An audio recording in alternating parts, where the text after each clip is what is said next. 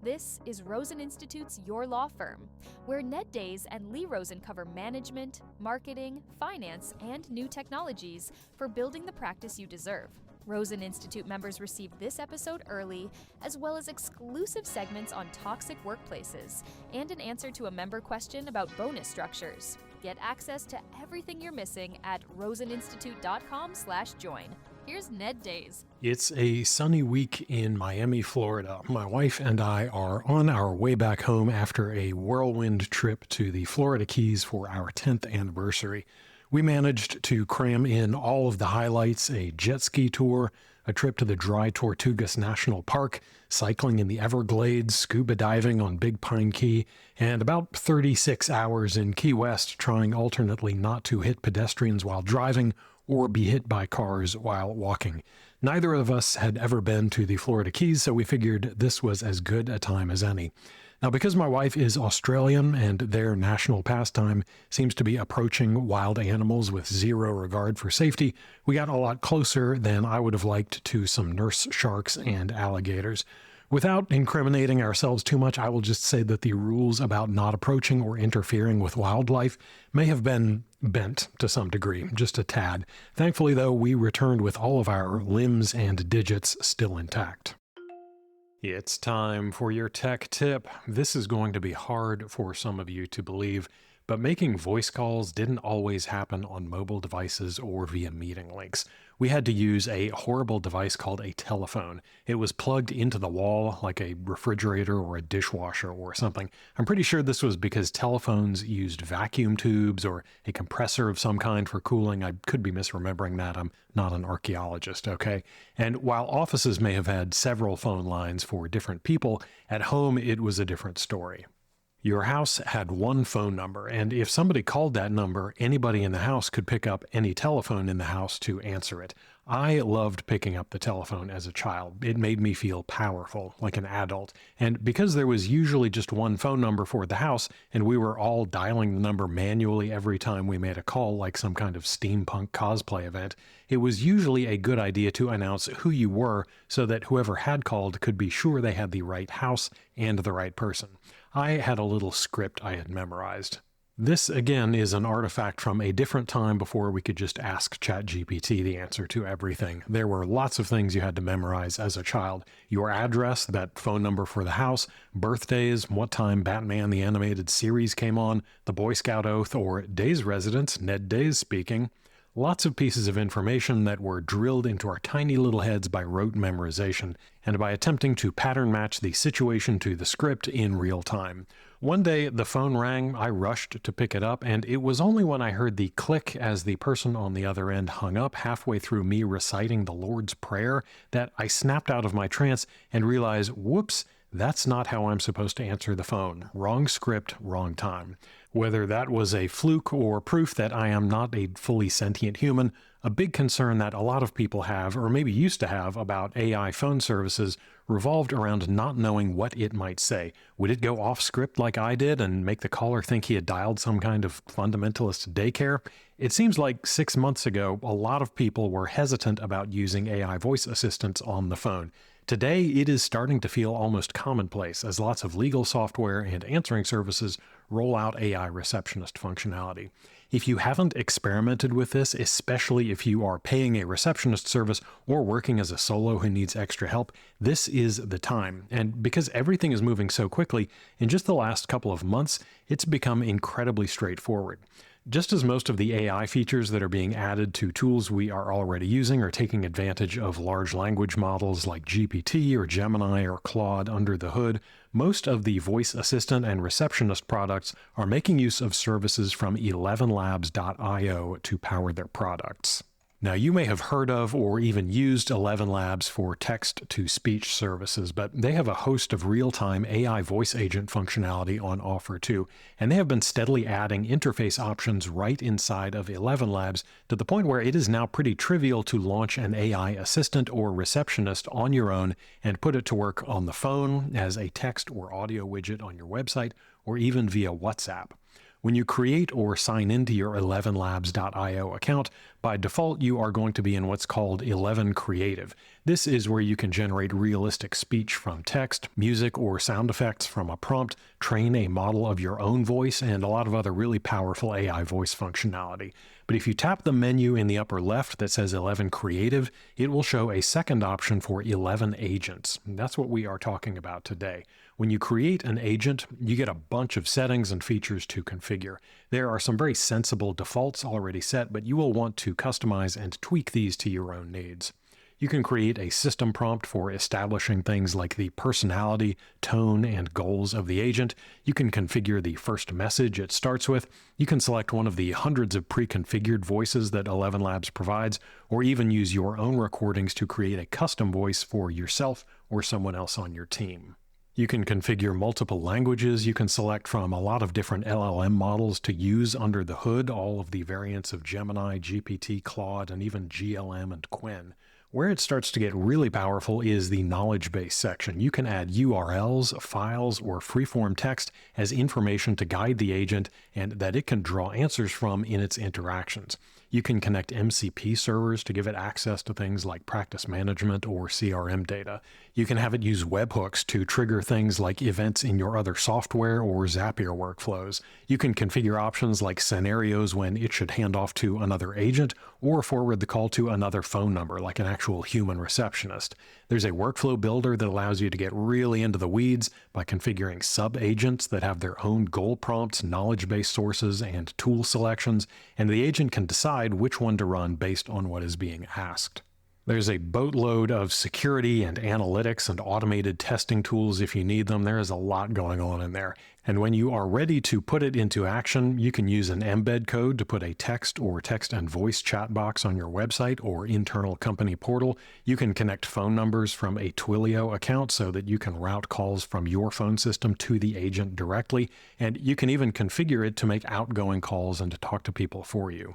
There's a lot going on, and I won't pretend like you or somebody else on your team won't spend a fair amount of time setting it up, but it is remarkably user-friendly and comprehensive, and you can create and manage as many of them as you want for whatever kinds of purposes you have. Automated status updates, intake triage, internal chatbots for firm use, whatever your needs may be. I'm Ned Days, and that's your tech tip. And now for your moment of concise advice. You are probably creating too much content. I know that sounds downright heretical. Everybody tells you to keep shoveling it out. More blog posts, more videos, more podcasts, more everything. But is that a sound strategy? We all understand that content marketing is an approach that works. You create content, the world recognizes that you are an expert, that you are an authority, the unwashed masses come to you for services in your area of expertise.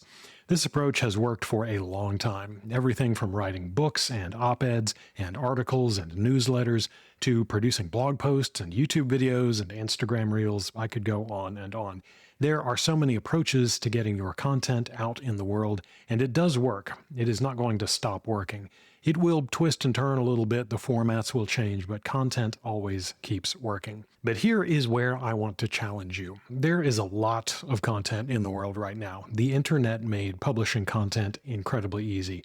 As major social media and video streaming platforms got mainstream, they provided us ample opportunity to get in front of people, so that they could piggyback off of it and serve ads. Nonetheless, it has been effective. Distribution is now, for all intents and purposes, free, and there is a tremendous amount of content available on every single subject matter, even ones where we would all be better off if there wasn't. And just as the internet made content delivery fast and free, AI has to some degree made content generation fast and functionally free. That is not to say it's all good. You have probably come across the term slop to refer to AI-generated clickbait of all kinds, but it means that nobody is impressed by the endless fire hose of content for the sake of content. There is content for pretty much everything. It is quite likely that you have been creating some of this content. And if you've been doing this for any reasonable length of time, the odds are good that you have enough. Now, this hot take is obviously going to rely on a somewhat nuanced view of what the terms new and enough mean. Enough means that you have covered the core questions your ideal clients are asking. The top 10 to 20 fundamental topics that someone needs to understand before they pick up the phone and call you. If you have addressed those, you have enough. You don't need 50 or 100 articles. You need the right ones. Now, I am not saying to delete everything but your core 20 pieces. I am not even saying you shouldn't occasionally chase a trend or a long tail keyword or interesting rabbit trail associated with your practice. But I am saying that shouldn't be the core of your content marketing. Improving and repurposing what you have should be. Many years ago at Rosen Law Firm, we had lawyers and law students writing new articles for our website. We were obsessed with producing new content. Publish, publish, publish. I was looking at one of these shiny new articles one day when I had a strange sense of deja vu. I felt like I had seen this article before. I did a little search, and lo and behold, I had at least 2 other times. We had paid 3 different people to write essentially the same article over a 2-month period. I'm using the royal we, of course, since it didn't come out of my paycheck. The same topic, the same advice, just reworded. We threw away money on a problem we had already solved because we were addicted to newness.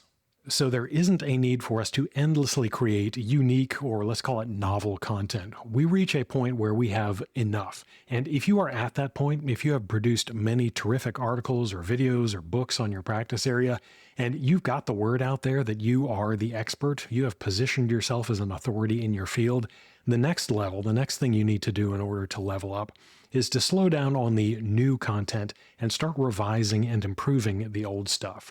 Your content needs to be better than the other content in your space, whether that's your particular niche or location or community on the internet or in real life. You want to take your existing content and make it the best content in the world in that area. And although I bashed AI a little bit at the beginning, it is incredibly powerful and useful, especially when it comes to improving and repurposing what you have. It can help you research new avenues to attack when improving what you have done already, transcribing audio and video in a matter of seconds, reformatting and combining articles into scripts and then scripts into articles, extracting frequently asked questions from live calls and webinars. It handles all the grunt work so that you can apply your expertise and finesse. So instead of cranking out new content all the time, once you reach a certain level, once you have covered the bases in your space, upgrade the content rather than creating more. You want to make your content great. It needs to be incredible. It needs to be the best available to the kinds of people who are looking for the content that you are creating. It should be world class. So instead of spending your time racking your brain for something new, go back to what you have already created and take it up a notch. Spread that effort across all of your content. Bring everything up to a higher level and then take it up another level and another. Stay ahead of the competition and make it the best out there. And when you've come to a spot where all of your content is stellar, repurposing it is the next logical step. Different people prefer different formats. Some read articles, others watch videos, some listen while driving. When we started turning our articles into videos and videos into webinars and all of that into books and books into tools and apps, 3 things happened. We reached more people in their preferred format. We always had something quote unquote new to release. And every time we repurposed something, we made it better, incrementally, but made it better. It was clearer. It was more useful. We weren't just recycling, we were refining. Have you ever watched or listened to somebody you like make the rounds on talk shows or podcasts? Do you notice that they say the same thing over and over and over? Do you notice how you still listen? Do you notice how this doesn't make them any less appealing? It actually cements their status in our brains as an expert. So am I being a little cheeky when I use the term new content? Well, I am nothing if not a smart aleck. Everyone wants to feel like they are getting fresh information. An article published this year feels a lot more relevant than one from last year. That is just how we are wired. The publication date may change. The shirt you are wearing in the video may be different. The pop culture example you use may be newer and more relevant since none of us can remember what was hot 3 weeks ago. But I would encourage you to stop stressing about chasing novelty and instead chasing improvement and other audiences that haven't yet heard what you have to say. That is your moment of concise advice. Wrapping up from Miami, thank you for joining us today. Never forget that what you are doing is important work. Small, consistent steps focusing on marketing, management, and technology are how we build better firms. And you are 1 week closer to the practice you deserve. Until next time, I'm Ned Days. Thanks for listening to Your Law Firm. Subscribe to the Friday File at roseninstitute.com and join thousands of other lawyers who are working on instead of in their businesses. You'll find safe, successful, actionable approaches for transforming your practice. Join us today at roseninstitute.com.